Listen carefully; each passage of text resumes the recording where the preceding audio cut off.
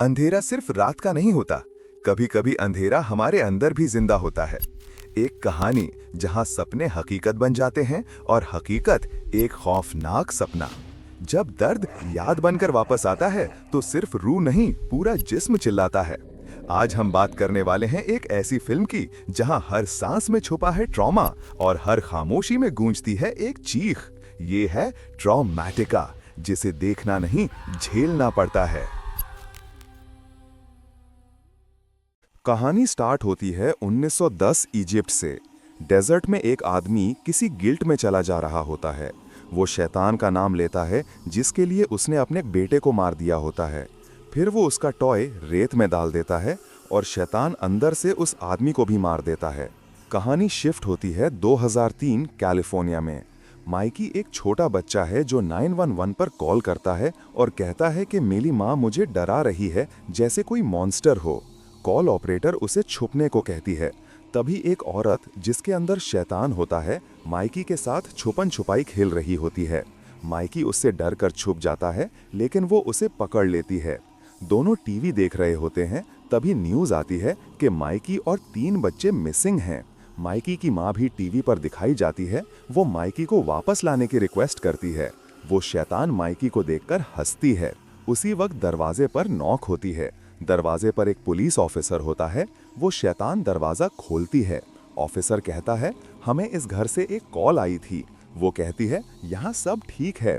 Officer कहता है, मुझे घर के अंदर चेक करना होगा कि सब ठीक है।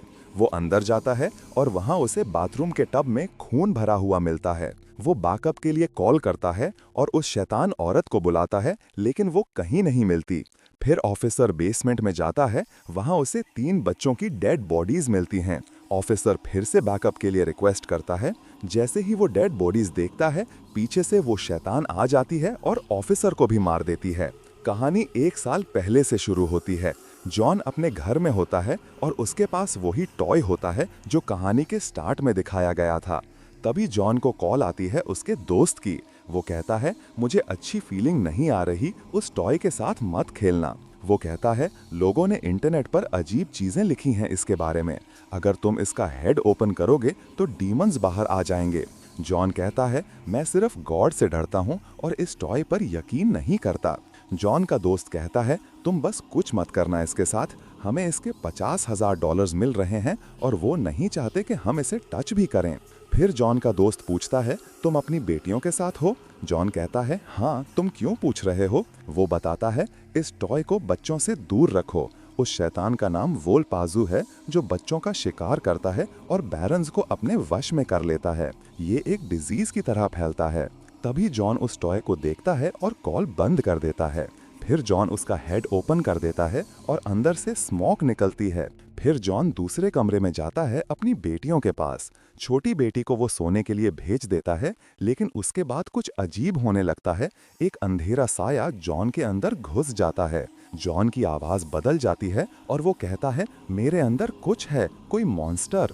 उस वक्त जॉन बिल्कुल अपने होश में नहीं होता, जैसे कोई और उसके जिस्म का कंट्रोल ले चुका हो। रात को वो शैतान पूरी तरह जॉन पर कब्जा कर लेता है और कुछ देर बाद वो एबिगेल के अंदर ट्रांसफर हो जाता है। एबिगेल सब कुछ छोड़कर घर से चली जाती है।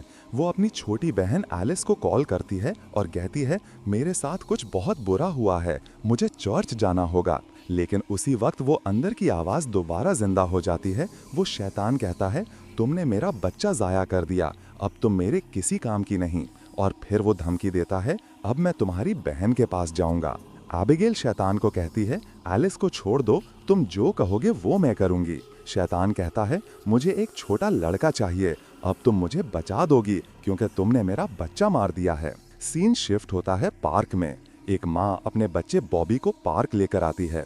बॉबी एक अजीब सी बिल्डिंग के अंदर चला जाता है। वहाँ उसे एबिगेल मिलती है, जो उसे ले जाती है शैतान के पास। शैतान बॉबी को मार देता है और कहता है, ये नहीं चाहिए, ये वो बच्चा नहीं है, ना ही ये स्पेशल है। एबिगेल पूछती है, मुझे कैसे पता चलेगा कि तुम्हें कैसा बच्चा चाहिए? शैतान कहता है, जिस बच्चे को अंधेरा पसंद है, मुझे वो चाहिए। फिर वो कहता है, एक बच्चा है क्रेनर स्ट्रीट में, उसे रात में खेलना पसंद है, उसे लेकर आओ। तभी सीन शिफ्ट होता है माइकी पर। माइकी के सामने वही पुलिस वाला होता है जिसे शैतान मार देता है।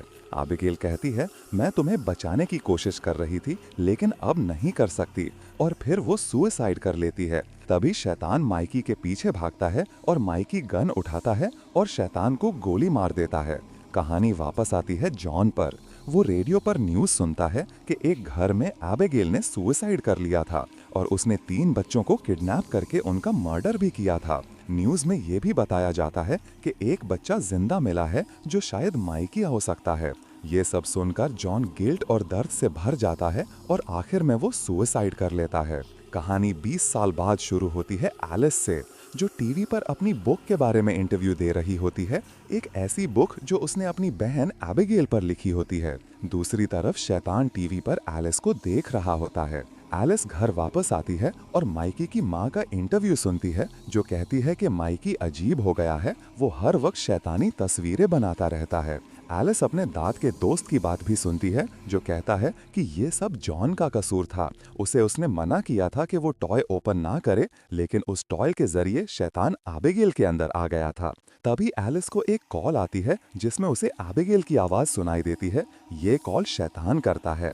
इसी वक्त डोर बेल बजती है। बाहर एक लड़का होता है, माइकी। वो कहता है, तुम अब सेफ नहीं हो, वो बाहर आ गया है और मुझे वो लोग बुरे काम करवाते हैं। माइकी कहता है कि एबिगेल इनोसेंट थी। फिर वो एलिस का हाथ पकड़कर उसे विजन्स दिखाता है। माइकी कहता है, तुम मेरी मॉमी बनोगी और मेरे साथ चलोगी।